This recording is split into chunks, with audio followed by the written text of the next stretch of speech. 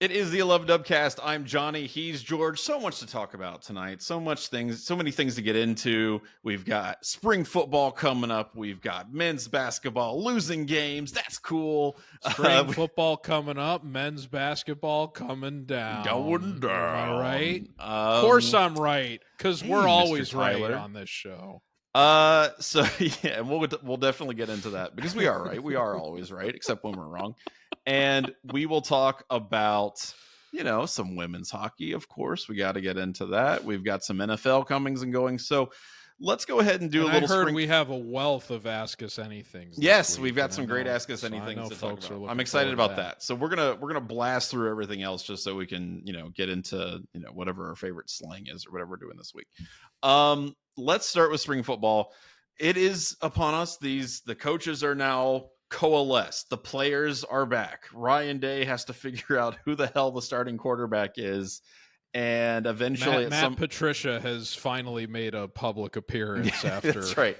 Yes, Matt Patricia emerged from his den and declared that spring is now upon us. Winter nap. Yes. He saw his shadow and spring has begun. And has shed his coat. Yeah, that's right. That's right. So anyway, spring football to me, and this is a few things that I wanted to ask you about, but to me, this is kind of like in the wake of a national championship, and after so many seniors have left and other big names are gone, to me, it's about agenda setting, right? Like, what are we going to think of in 2025 when we think of Ohio State football now that so many of the marquee players are gone and frankly, marquee coaches as well. Right. So how do we perceive this team? And, Ryan Day and the coaches, as you mentioned, have been talking. Matt Patricia's there. I thought it was interesting. A few days ago, Ryan Day was talking about the quarterback battle, specifically saying there is a long way to go, which no kidding, really? The fact that you have this quarterback battle between guys who really have no functional reps, right? Like in real important game time situations, at least, even leaking keyholes, I think you could say that didn't even really count when he came in. I don't know what you learned from that experience. I think even he wants to forget that game happened, frankly. Right. I don't know what you learned from that experience against Missouri. So it's interesting because, you've got keyholes, you've got Julian Sayin, you've got Tavien St. Clair coming in. A lot of people would say that Julian Sayin would have the inside track here, but I think Ryan Day is looking at this as a wide open battle. And frankly, I would hope that that's how he approaches it, because there are no knowns here. These are guys who are very talented, but I think you have to just take everything that you've seen prior to this spring and just throw it in the trash, because I don't know that it's really informative to, what you're going to get from these guys in the future. I don't know how you feel about it, but that's my take on it. It's interesting because, we assumed that it was a pretty open battle last year too. That's true. Yeah. And it kind of was. Up until they firmly committed to Howard. And if you recall, the thing that we wanted to see last year that we did get, that we didn't get the previous year, was please commit to a starter before the schedule starts to get more difficult. They did not do that when it was Kyle McCord versus Devin Brown. Mm-hmm. In the case of Will Howard versus Devin Brown versus maybe Julian Sayin comes out of left field and steals the job, which some of us advocated for, because even though we're always right, sometimes we're occasionally off base. Maybe one of us was off base about wanting Julian Sayin over Will Howard at some point last year, before Will Howard went on to have one of the most successful runs any Ohio State quarterback has ever had on their way to the national. By the way, quick aside, I just want to add this because I just kind of had a weird quantum leap moment that kind of sent a shudder down my back. Who was the nominal backup to Will Howard throughout the 2024 season? Devin Brown. Okay, So if at any point during that, I know it didn't happen, and I know that there was probably a pretty good confidence that it wasn't going to happen because Will Howard seemed very durable throughout the entire season. Well, it almost happened during the Michigan game, and then Devin Brown played like all of 2 snaps, and the team decided, you know what, maybe a potentially concussed Will Howard is still a better quarterback than totally. But that's what's insane Devin to me Brown. because national championship winning quarterback Devin Brown was going to be the backup in the event that happened. And so I think that really just kind of underlines how important this entire enterprise actually is, because if Will Howard goes down, he was the best player on the team in the playoff. Like, I'm sorry, like straight up, like the best player. They don't win a national championship unless he's completing 80% of his passes. I don't disagree with that at all. So I guess my point is that this is huge. This is really, really big. And I think sometimes, obviously the quarterback battles are going to take precedence whenever we talk about Ohio State football or any kind of football in general. But this to me is actually more important than the decisions from last season, because with Will Howard, you had a known entity. You knew exactly what you were getting. Now, he obviously over-delivered, like, what people expected. But now you're dealing with a situation where you've got 3 guys with very, very little functional experience and a team that needs quarterback leadership. Right. And that's another thing that Ryan Day talked about. I'm very curious to see how this works out. And I'm sorry I broke in there, but no, it's okay. While you were talking about that, I was like, oh my God. Not only, first of all, Devin Brown's got a national championship, but also he would have been the starting quarterback. All right. If something had happened. Devin Brown's going to have an opportunity to prove his own worth at Cal this season. Well, that's true. He'll get another national championship. Right. That's we'll true. See. We'll see if our, that shiver that just went down your spine was justified based on how he does out west this year. Right.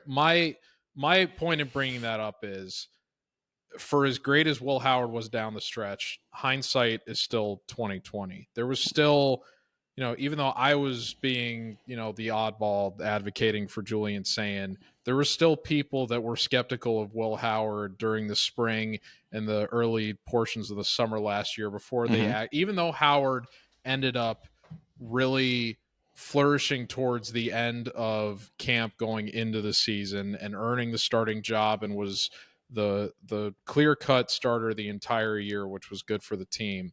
I mean, even people on our own beat that were in practice were telling us that Howard was not impressing on, more difficult targeting more difficult areas of the field. And that was just in practice with Ohio State's receivers. So it took him time to become the level of player that he ultimately turned out to be at Ohio State. So Will Howard had a long way to go a year ago, and he ended up flourishing. Now, he obviously had a lot more in-game collegiate experience than the options that they have now. But when you're young, you also have the capacity to make a lot of developments to your skill set very quickly, and that's still a position that Julian Sayin is in. That's one of the reasons why I was optimistic about potentially having him as the starter last year, was that you give that guy the kind of in-game experience that he needs to build his confidence, and you see where the ceiling is. There are still people, even after the season that Howard just had, that insist that Sayin is still the best overall arm talent that Ohio State not only has on its roster right now, but even had last season, and had the highest ceiling among all of those guys. I know you're a little bit skeptical just in terms of the size of the guy, but I wouldn't let that dissuade me. I'm very optimistic, but the thing that I think is more, I still expect at this point Sayin is going to end up being the starter. But what I do think is interesting about what Day has said here is, this should make you very, very optimistic about where Tavien St. Clair is already. That Day is willing to enter, and maybe Day's just being a politician about it and is trying to encourage and foster competition for the sake of getting the most out of both guys, so that one of them just doesn't get complacent and assume this is already their job. Or one of them doesn't go, oh, I'm never getting this job, and then they hit the portal at the earliest opportunity. Which is what Air Nolan did. But granted, when Air Nolan came here, Julian Sayin was originally in the equation, and you would have to assume that if Julian Sayin hadn't come over, that Aaron Noland would probably be competing with 100%. with Tavien St. Clair for the starting job Absolutely. this year, assuming in that case that Devin Brown also went to California if Julian Sayin wasn't here. But yeah, my point is, I don't think there's anything you can really take from these comments other than just to be encouraged about where Tavien St. Clair. I think it's more of a positive reflection of where Tavien St. Clair is at than any sort of reason to feel concerned about Ohio State not having a clear-cut starter yet, because they didn't have one the season before this, and they still ended up going to the national championship largely on the heels of their quarterback play. That and just kind of building off of that and kind of shaping into the next thing we want to talk about relative to spring ball. We don't know what the spring game is going to look like this year, and going forward after this year, I think it's going to be interesting to see how what happens next month kind of shapes subsequent installments of whatever's going to come, especially as a lot of other teams and schools are starting to outright eliminate their spring games, which I know you don't feel great about. Generally. I think it's the stupidest thing ever. And I know that these coaches have been chomping at the bit to get rid of them for a long time, just because they hate like the potentiality for injuries. They don't like to have to go through the whole rigmarole. They'd rather just, do it all privately and not have any media or fans involved whatsoever in the spring. But that's the whole point. Which I can sympathize with, but I also understand where you're coming from, that it can be potentially devastating from a fan perspective to lose that kind of moment that can be a little bit of community outreach, especially when your alternative is you're trying to sell tickets to August practice, as certain athletic departments have been doing in recent seasons. Right. But my point of bringing that up is Will Howard had a very pedestrian spring game last year. Julian Sayin did not have a good spring game at all last year. Devin Brown is who we thought he was for basically the entire time he was at Ohio State. So whatever happens in the spring game, I don't think that you can take it to the bank in terms of how this quarterback battle is going to play out. Aaron Noland was arguably the most impressive quarterback in Ohio State spring game last year. Oh, no, I think that guy's out off the roster now. Right. So whoever between Sayin and St. Clair ends up impressing more in the spring showcase or exhibition, or however it's ends up going to be branded or like stylized, don't take it to the bank in terms of who's going to run away with this job when the time comes to declare a starter. I just hope that they know who their guy is before the season actually kicks off. Even though I believe in both guys in Sayin and St. Clair, I don't want to be in a situation, particularly with Texas happening so early in the season this year, where we're trying to platoon two. Oh no, I mean you've got to have a dude set by time. I mean, that's the thing. What happened the last time this program tried platooning quarterbacks in a game against Texas? Yeah. Well, Terrell Pryor caught a touchdown pass. That was pretty cool. He in the Troy Smith-Zwick game, he wasn't there yet. Oh no, they played Texas in a bowl game. During the but they weren't platooning quarterbacks in that game, I don't think. Well, they kind of were. Well, they moved around a lot. Like they had T. Peasy split out wide for a play, and he caught a touchdown. I don't care. I'm referring to the Troy Smith Justin Zwick debacle. Well, that somewhat that was necessitated because Troy Smith had the temerity to take $500 from a booster.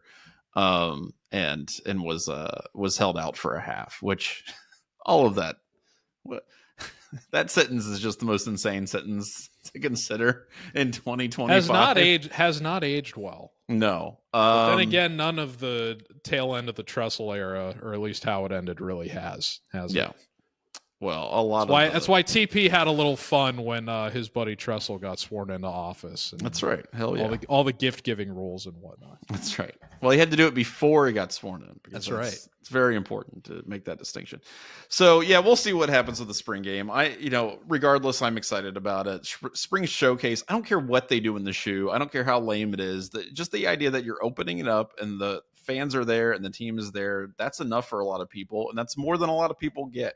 So whatever you want to do, hold the veterans out. I don't care. just give people the opportunity to experience that for less than like, $100 a person. You know what I mean? I will say it is a little bit different relative to this where Ohio State is at right now, because like most, or I shouldn't say most, but probably at least half of the schools have their seasons wrap up at the end of November. Yeah. And we got 2 more months of football than that. That's right. And not even just one bowl game like in previous seasons. Like we got 4 more. Yeah, you got a whole half of interesting games of football and a national championship. So it's crazy that we're able to jump back into getting a glimpse of what next year's team is going to look like just barely 2 months removed from that. Mm-hmm. Whereas some schools have been famished for just a morsel of football for almost 4 or 5 months now. That's very true. And I can understand why the coaches, in particular, would be like, look, we just got through this grueling thing. We're not trying to make this, the spring in general, we're not trying to make it any more difficult than it really has to be. Well, if they're truly worried about giving away, any kind of information to their opponents, we know who's really to blame for that. Yeah. It's just all part of the master plan, man. It's in the manifesto. It's just another reason the NCAA needs to bring the hammer down on Ann Arbor. Yeah, good luck. Real quick, I don't want to get into this very long because even though we can gloat and say that it played out exactly how we thought it would. We're so close, Johnny. Yeah. We're so close to it being nailed down that we were ahead of the curve. Well, and if we're not ahead of the curve, if it does happen that Ohio State men's basketball gets into March Madness, that'll be stupid. But I'm not going to be mad about it. I'll be fine because I want them to get into March Madness. Can you imagine people telling us we were wrong? Like, we told you they were a bubble team a month ago. We told you they were that good. Yeah, right. So Ohio State men's basketball fell to Indiana 66-60. I think there was like, I don't know, there was like a 12, I think a stretch where they went like, they gave up 12-0 to Indiana. They didn't score any points for like 5 minutes in a row. They didn't have a field goal for the last 5.5 minutes of the game. With 9.5 minutes left in the game, they were up 49-41, and they let Indiana go on a 25-11 run to end the game. It's pretty terrible. And considering that you're like literally, I mean, this is a play-in game for March Madness. If they had won that game, I think the pickers, all the committee would have said, hell yeah, Ohio State, you've played a really tough schedule. You're in it. Congratulations. The team that won that game was going to get that treatment. Now Indiana has that benefit of the doubt. Correct. And Ohio State, frankly, does not. That's right. And they can still get in. I do think that's important to emphasize. As much as I don't particularly think that they deserve it, they can still get in. If there is a decent enough showing in the Big Ten tournament, they're a 10 seed. I think they'll be given the benefit of the doubt after beating a couple teams. They got to play Iowa, I think, is their first. I think their first game's actually Northwestern. Their first game's Northwestern. Okay. Yeah. So regardless, you would assume they're at least not going to lose by almost 30 points like they did the last time they played. Yeah. Them. Actually, you know what? No, it is Iowa. Their first round. Okay, yeah. So I was wrong. So they're going to play Iowa. Iowa's the 15th seed. After that, I think they have to play Illinois. So, I mean, good luck with that. But to me, they got to win at least 2 to even have a shot at this point. I don't think Iowa's going to move the needle enough for them. No, I don't think so either. So, I don't know, man. I mean, Ross Bjork gave Jake Diebler a vote of confidence and said, hey, he's doing a great job and he's right on track and all this stuff, which, I mean, I don't know what else you say. But I don't know. This team is capable of playing really well. I think what Ross Bjork is eventually going to have to figure out, and you're not going to be able to figure out this season, and maybe you won't even figure it out next season, but you really got to figure out how much of Ohio State's success is due to what Jake Diebler is doing as a coach versus what the players are doing with just their inherent talent. And sometimes it's hard to tell the difference between one and the other. There have definitely been games when Jake Diebler has coached his ass off and done a great job, and I think gotten players in a position to succeed. And as we've said on the Dubcast, I think he is at heart. I think he's fundamentally a good coach. I don't know that he's good enough for Ohio State yet, and that's what Ross Bjork's gonna have to figure out. So I don't know. not super optimistic how this is going to go based on how the last like 5 or so games have gone for Ohio State. But who knows? We'll see what happens in the tournament. I think I'm more optimistic than you specifically as it applies to Diebler. I mean, okay. There's a couple things to keep in mind here. Number one, I and it's interesting that you made the point of talking about like the players getting the most out of themselves. I think that Diebler has done a much better job getting the most out of himself this year than the players have of getting them. I don't think that's even a question, especially when you look at the players that they got in the portal. Well, that's true. Parrish has been great. Right. You think about how different would things look for this team? Like Michi Johnson is totally MIA. And that was their biggest acquisition that they got in the portal. Yeah. And I was even skeptical. Yeah. Well, and we'll get to Bradshaw in a sec, but even Johnson was like, I was skeptical about what his fit was going to be. I mean, my biggest concern for this team was, especially with Battle on the way out, where are they going to get the 3-point shooting production? And they like Mobley ended up being Mobley being able to fill in the role that Johnson was supposed to occupy. I think greatly gave this team a boost that I wasn't necessarily sure was going to get when Johnson, it became evident that he just wasn't going to be a part of this team this year, or at least was going to be an active detriment. I expected him to be the X factor for this team, and then he went totally absent. And it's like, okay, you lose your X factor. That's not just a role that you can fill very easily. But I thought Mobley stepped up very well into that, and I think he's going to be, however many more years he plays at Ohio State, I think he's going to be an excellent player for them going forward. But think about the resources that were like put upon Michi to get him here. I mean, that guy was still doing like NIL ads for AT&T in the middle of the season when he hadn't played a game in like over a month. Right. So there were clearly obligations and resources that were devoted towards him to get him on this team that they got none of the they got no benefit from having that guy on the team. If there's any benefit that comes, it's going to be Marcus Johnson ultimately coming here in a year or two and giving them some semblance of at least a better run in an Ohio State jersey than what his cousin did. Yeah. That being said, Michi, hoping for the best for you going forward, but frankly, you did not really do this team any favors this year. And I think that's important to remember when you're talking about what Diebler was able to do this season. That's fair. And going forward. That's fair. And I do think, a lot of the work has to be done in the offseason, and he's going to be given a grace period. I will say that watching Michigan State still be on top of the Big Ten and take down Michigan. And Michigan, by the way, has kind of fallen apart the past 4 or 5 games here. They've looked really bad against some teams. They lose the Big Ten championship, regular season championship to Michigan State pretty badly. They got skunked, and then Michigan's they started a fight at the end of the game. So props to Izzo for making me feel a little bit better about the Dusty May they look like a team that was on the verge of going to overtime with Ohio State. Yeah, right. Yeah, that's right. So it was, it is what it is. But I'm kind of with you. I do think that you gotta stretch it out a little bit. It's just frustrating that that's where you're at, I guess. And then Bradshaw missed like the first quarter of the season too. So you're too big. I don't think anybody thought, looking at their portal acquisitions last year, that Parrish was going to be the biggest plus for this team. No, I don't think he's had a phenomenal season by what we expected him to contribute. But I don't think anybody guessed he was going to step up the way that he has.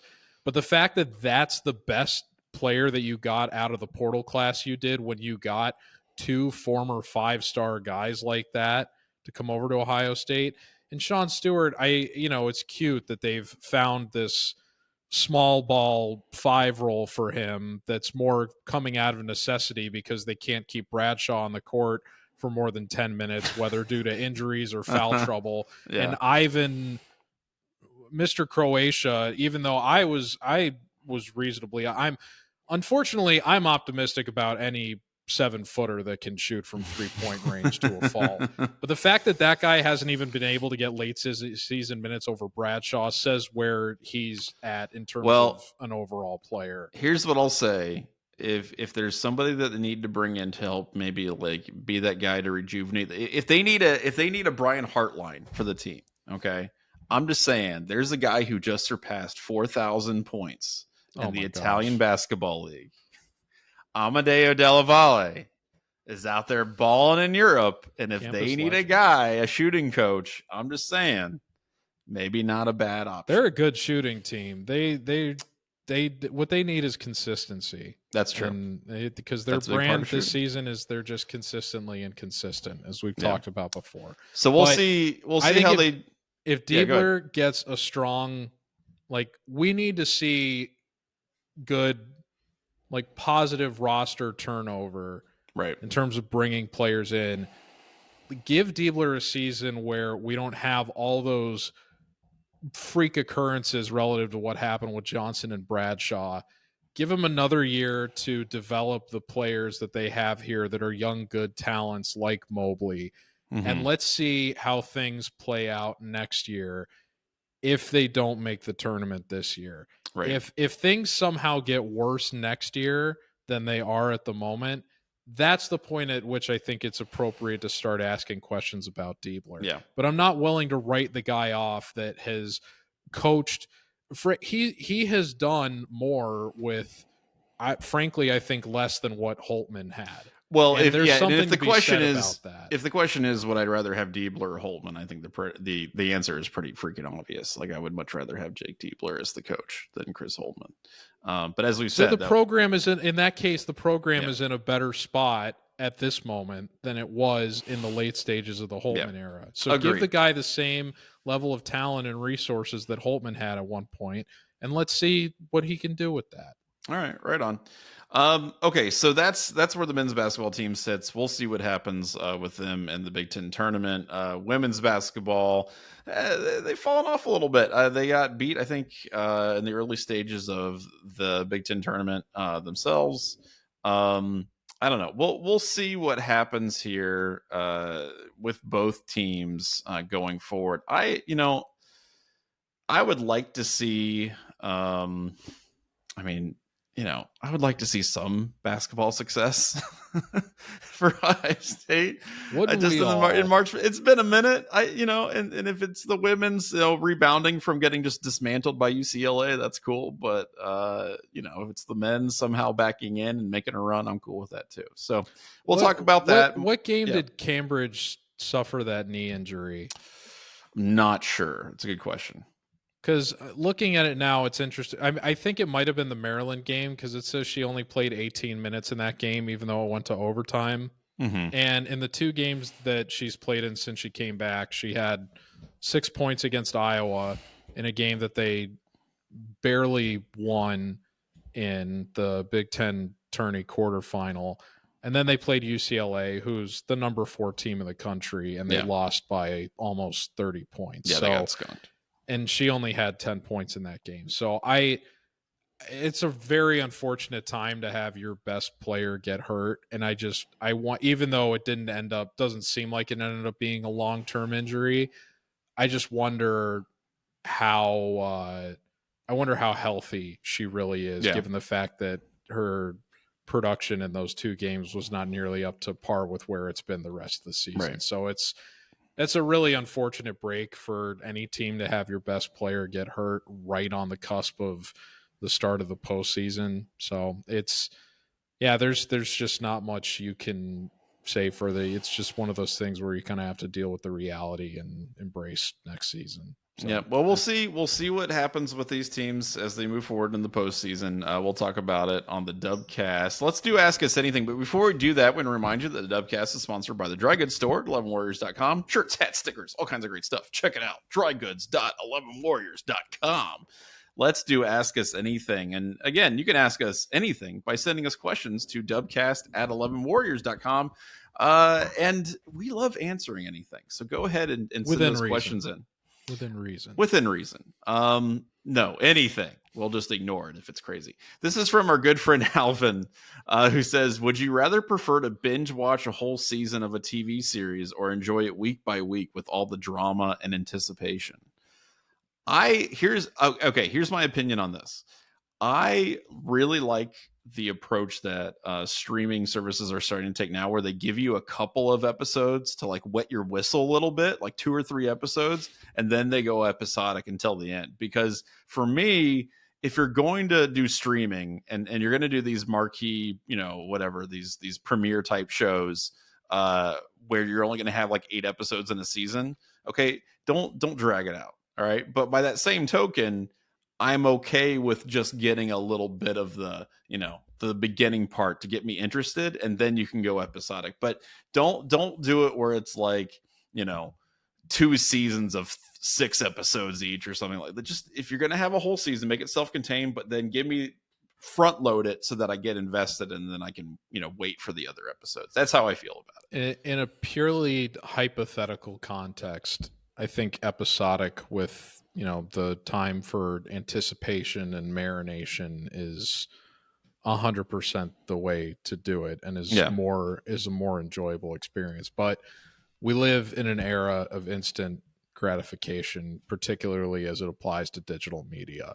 Mm-hmm. In practice, I am probably just going to want to binge at my own convenience and pleasure. Even if I don't knock out the whole season, you get to drink from the fire hose. Well, I like having the option, if I watch an episode of something and I get to the end and it's like, oh wow, something crazy happened, that I can just jump into the next one. Yeah. Oh yeah. Now, I mean, that's fun. But if you're in a situation where you're forced to wait a week, then you let the anticipation build, because you don't talk to people about it. Like, I don't know. Right. That was the fun part about when Prime Game of Thrones was, really just like kicking off. Like, that was cool to talk to people about. Same thing with Breaking Bad also. And that's why I think that it's Game of Thrones what was especially devastating about how bad the end of Game of Thrones was that I remember thinking, like, I don't know if we're ever going to have a television show of this cultural significance ever again, just with the way that digital media disbursement is structured now. That's just, I just don't see it. I mean, I know people talk about Severance now and stuff, but it's not like, there isn't a command on the social conscience like Game of Thrones and Breaking Bad and other shows around that era, that last decade had. We just haven't had one of those for a very long time, frankly. And I don't know when we're going to get another one, just because of how much media has changed within the last decade and a half. I think it depends on what it is. I do think that there will be something like that to pop up again. I don't think that it's going to be, I mean, if you think about it, if you think about these media events, right, that people have gotten invested into, whether it's movies or television, right? With like movies, it was like the early Marvel movies and leading up to the Avengers movies and stuff like that. People got super hyped, or the Harry Potter movies, or the Game of Thrones. It's all centered around like these intellectual properties, right? These IPs that people already have some kind of knowledge of or adherence to. And I do think that when something like that pops up, it makes it easier for people to have those like water cooler moments that, these executives just drool over because they want so much hype around their product. I think that'll still happen. I do think that it's just narrowly defined in a way that it didn't used to be. Like in early television, it was like the finale of MASH, right? Or, like, I don't know, some event like Roots, when Roots was coming out, like in the 70s, the miniseries Roots, it was huge. I heard the plumbing in New York City like broke or something during the MASH finale, because when everyone was rushing during when the commercial break happened, everybody went to go use the bathroom at the same time, and it like screwed up the plumbing in New York. I believe it. I mean, it was the most. I think it still is, like, with in terms of like viewer share, like one of the most watched things that's ever happened. Like, in addition to like the moon landing and stuff. Yeah, I don't see us getting another culturally significant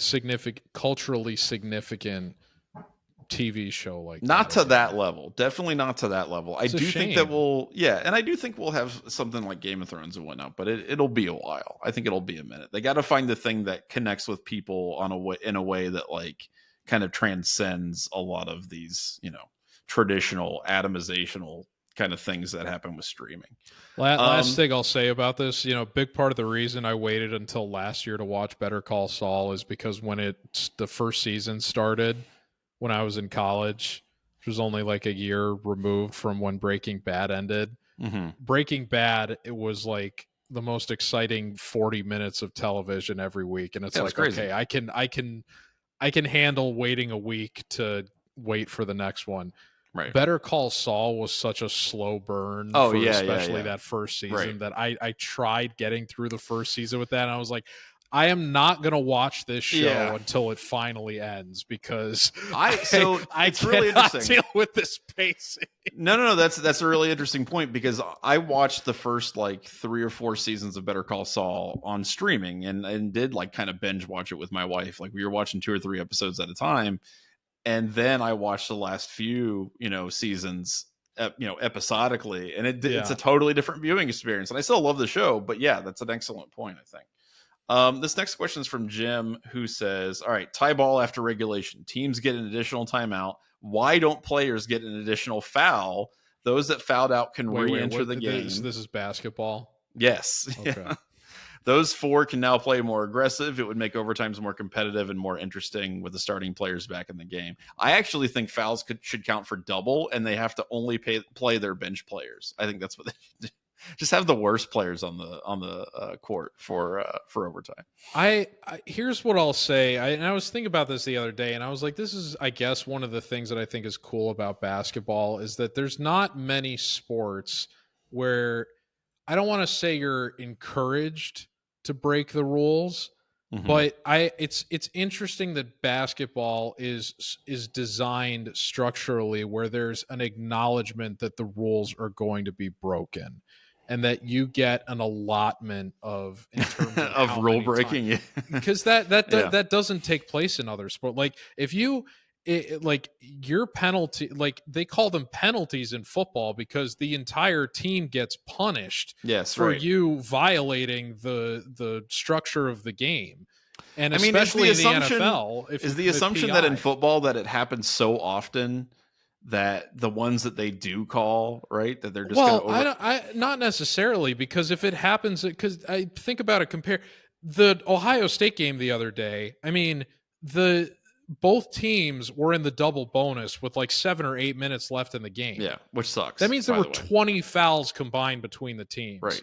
You don't see a lot of football games where there's 20 penalties combined between the teams. And especially at the NFL level, like if you're committing pass interference like more than 3 or 4 times a game, you're going to get annihilated. Oh yeah. Because you're giving up loads of field position especially if those are all on plays that are further than 15 yards downfield. So there's much more, like, I think it's an interesting design for basketball that there's an understanding that the rules are going to be broken, but that if you're a savvy enough player, you can avoid getting into foul trouble. I feel like this is a low-key argument from you to like be like an old man shaking your fist at the cloud. It's like, they gotta call traveling. What are we doing? I've made that argument many times in the past as a Bulls fan, watching Isaiah Thomas for the Celtics, who, by the way, like a year after he went on that traveling spree around the NBA, he was never that great again for some reason. I wonder what it was. Probably because one of the dirtiest players ever, really, if you think about it. No, I'm talking about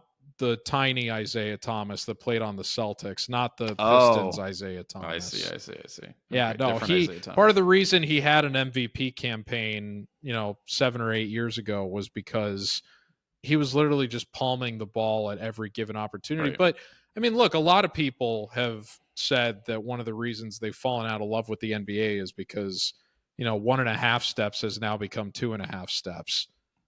Like they let players get away with the most ridiculous walking. It's ridiculous, but that's not really relevant to. I mean, that's a turnover. That's not a foul. No. I know what you're saying. Yeah. Yeah. I think it's interesting that the game is structured in such a way that they acknowledge that fouls are going to happen. Mm-hmm. And so you get a certain allotment for them. And Yeah. so if you're not in foul trouble, you can creatively deploy those in a way that avoids Ohio. That was something that Indiana did, I believe, at the end of the first half against Ohio State, was that they had 2 fouls to give. They didn't want to give up an easy shot to Ohio State. Mm-hmm. And so they actually fouled twice because they had 2 to give, so that they could keep the score at just 2 baskets. I wonder if there's any other sports that have that kind of setup. Like, I'm trying to think, where it is. No. I know that there are sports where you have like allotment of fouls and things like that, but like where it's not penalized until a certain point. In soccer, if you get a yellow card and then a red, I mean, fouls are a little bit subjective in terms of like you could presumably commit unlimited fouls, and as long as none of them are at the level of a yellow or a red card, then but when you commit a foul in soccer, you're automatically like it's not just a turnover. You're giving an advantageous position for the other team. That's true. Yeah.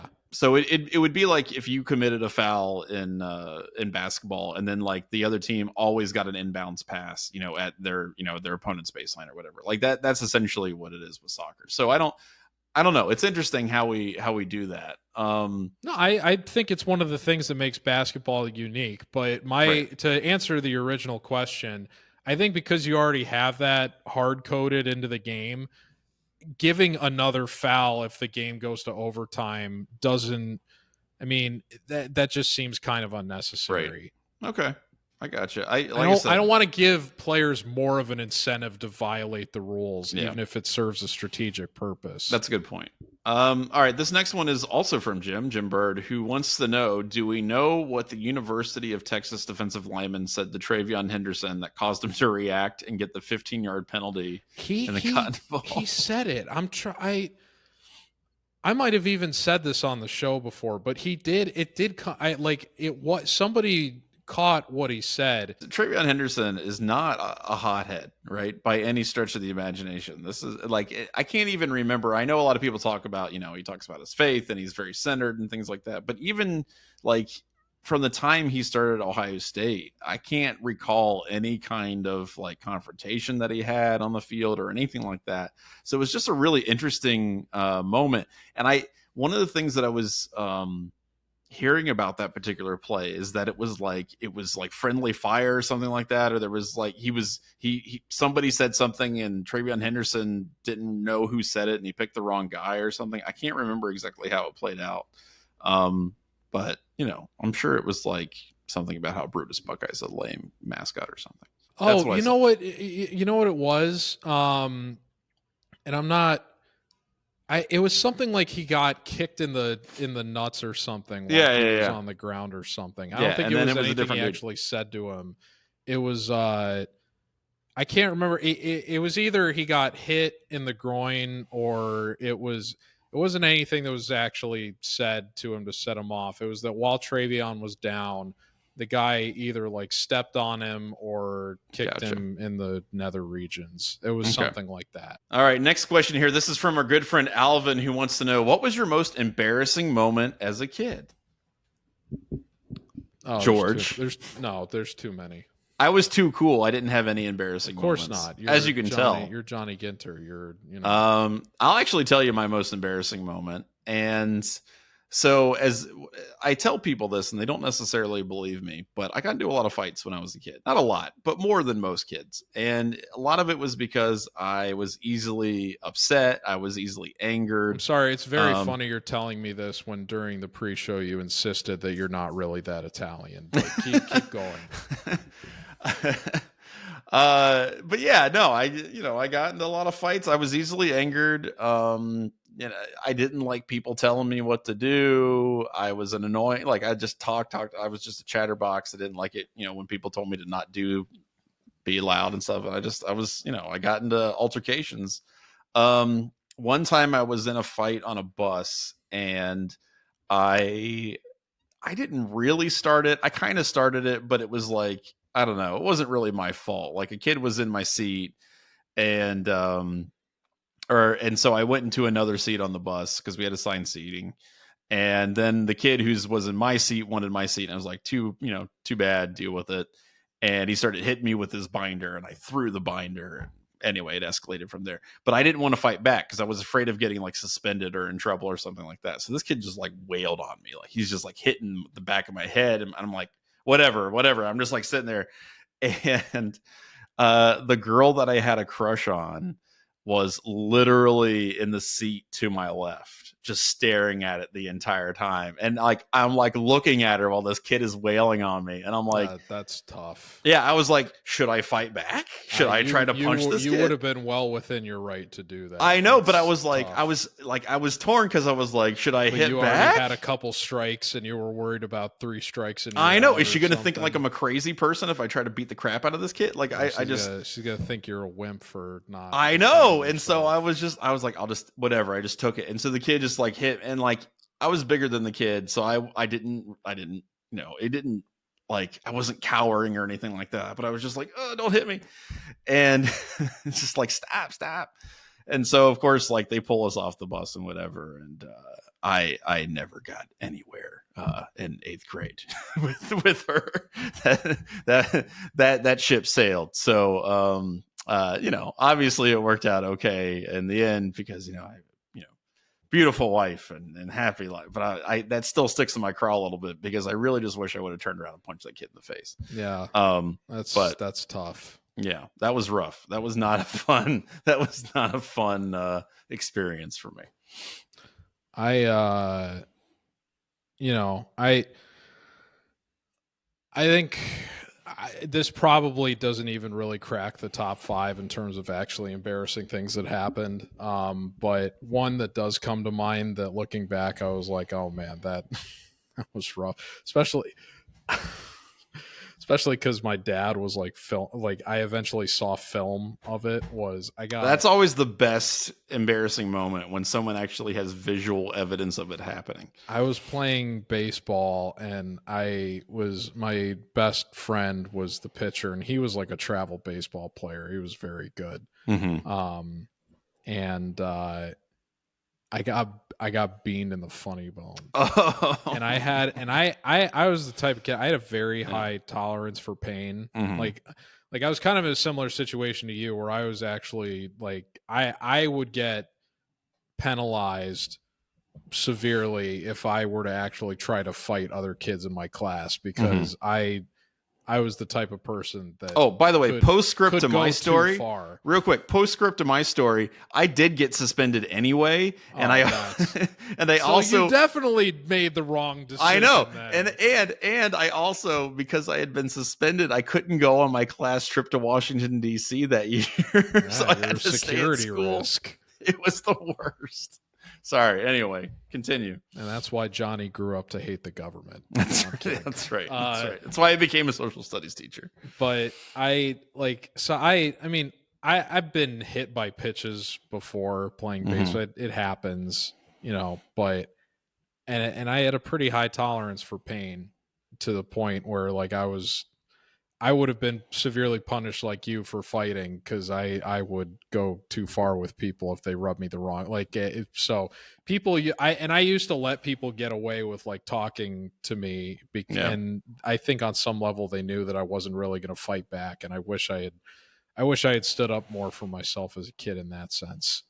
But I got beaten in the funny bone by my best friend who throws the ball very hard, and he felt bad about it. He apologized to me after the game and stuff, but I got hit and I immediately just dropped to the ground and was like on the ground crying. And that can make somebody pass out if it hits hard enough. Like I actually saw that happen to somebody where they slammed their funny bone and they literally just paused in mid stride and just collapsed. It's painful. Top 5 most painful. I've never broken a bone, thankfully, but it was, for somebody that has never broken a bone like that, it was top 5 most painful experiences of my life. And my father, who was trying to film me for the sake of me being able to examine my own batting stance and improve it, I inevitably ended up seeing this on tape. So I had to watch myself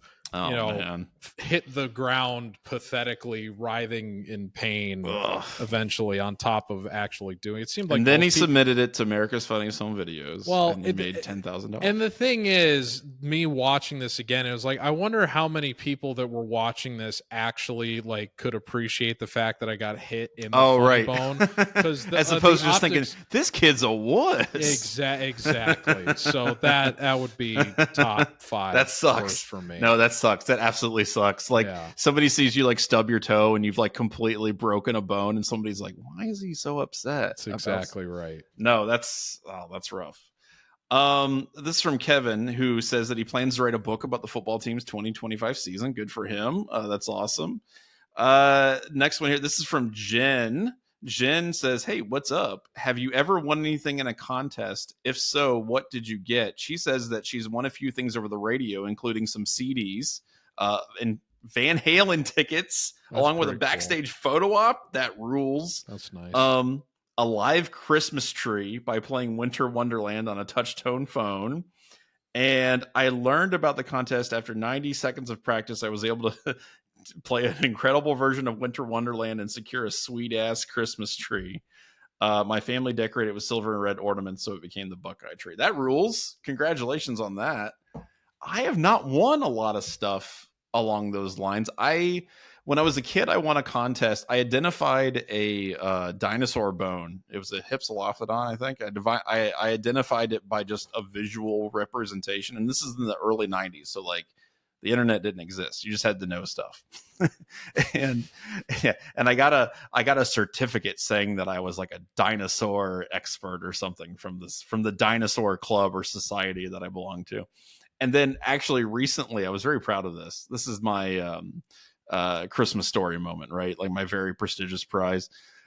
Skyline Chili had a like Skyline Chili hunt thing, like for their 75th anniversary. Like they had a little app where you could like go to places and find stuff.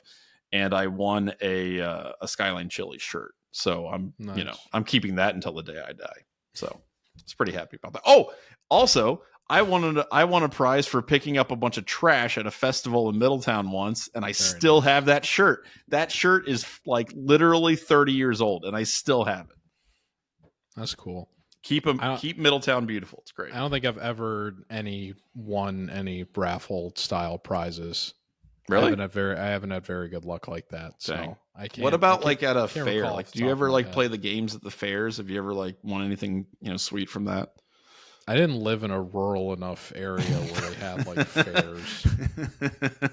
Not to some talk. Dumb hick ass yeehaw like Johnny. I mean, that didn't quite come out the way I wanted it to, but just That's fair. All right. Well, I hope you win something at some point. So that's Ask Us Anything. That'd be nice.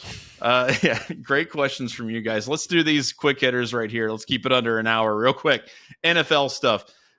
Sam Hubbard retiring after 7 years, I think 7 seasons with from Ohio State to the Bengals. That really sucks, especially since they just lost their best defensive lineman, Trey Hendrickson. You're heartbroken as a Bengals well-wisher. Yeah, that team's that's so freaking stupid. I hate that team. But I love them too. Joey Bosa was released by the Chargers. That's kind of wild. Eddie George, moving on to some college stuff. Eddie George, who, he was the coach at Middle Tennessee, I think. At first, I thought it was kind of a vanity project. Eddie George wanted to be like a Broadway star for a while, and I was like, it was okay. East Tennessee State. East Tennessee State. Before. There you go. I was kind of skeptical when he got into that game. I was like, all right, I mean, we'll see what happens. But he's been honestly, like he's done pretty well there. And he just got hired as Bowling Green's head coach. So more power to him, man. He interviewed for the Bears head coaching position, which I think is hilarious. I don't know if that's a Rooney Rule thing or what they were just trying to satisfy. But that's 100% a Rooney Rule thing. Are you kidding me? Which, I guess, I actually have no problem with the rule, but I wish they would like take it seriously and hire like candidates that could actually do the job. But I hope that he's successful at Bowling Green. And honestly, it seems like he's got some coaching chops. So it'll be interesting to see what what he's able to accomplish up there in Northwestern Ohio. Buckeye Cruise for Cancer raised. I did think it was funny that somebody was alluding to the fact that he wanted to get out of East Tennessee because of some sort of like funding issues relative to NIL or something. And then Jones pointed out to us in Slack, he's like, well, if he thinks it's bad at East Tennessee, wait until he gets to the MAC BG and he Mafia. sees what kind of funding problems they have.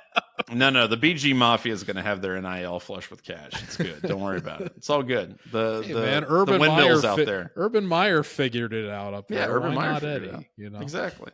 Buckeye Cruise for Cancer raised $4.5 million. Good for them. That's incredible. That's right. And finally, I mean, we got to mention this. Women's hockey, all right? Yes, they lost in the WCHAs to Minnesota. They got kind of blown out. We're not going to talk about that. What we are going to talk about, regional final. They're a 2 seed, all right, in the NCAAs. All right, regional final, 6 p.m. on the 15th, okay? Ice rink on campus. Be there or be square, all right? You better be there because this is big. This is dynasty time. Like me. Well, you're gonna go. You're gonna go though, right, John? I'm gonna try to be there if at all possible. For real though. Not like I am. All the Dubcast listeners can meet you in real life at this hockey game because they know the time and place you're going to be there. And honest to God, I know you're no. I'm seriously. I'm telling you straight up right now. I am absolutely going to try to be there if at all possible. I'm pretty sure I'm available. If not, I will send all my best wishes. But I'm going to try to be there if at all possible. And I think you should be too. So if any of you commenters at 11 Warriors have ever wanted to give Johnny Ginter a piece of your mind in person, you know exactly when and where he's going to be. That's right. And all you have to do is support women's hockey to get your shot. 6 p.m. 15th, ice rink on campus. Be there or be square. So that was the Dubcast for this week. We'll keep talking about all the great things going on with Ohio State sports, including what's going on with basketball in the postseason. We got the Big Ten tournament next weekend. We'll see how it goes for Ohio State. Let's do it. All right. So until then, I'm Johnny. I'm George. And we'll see you next time. Take care, folks.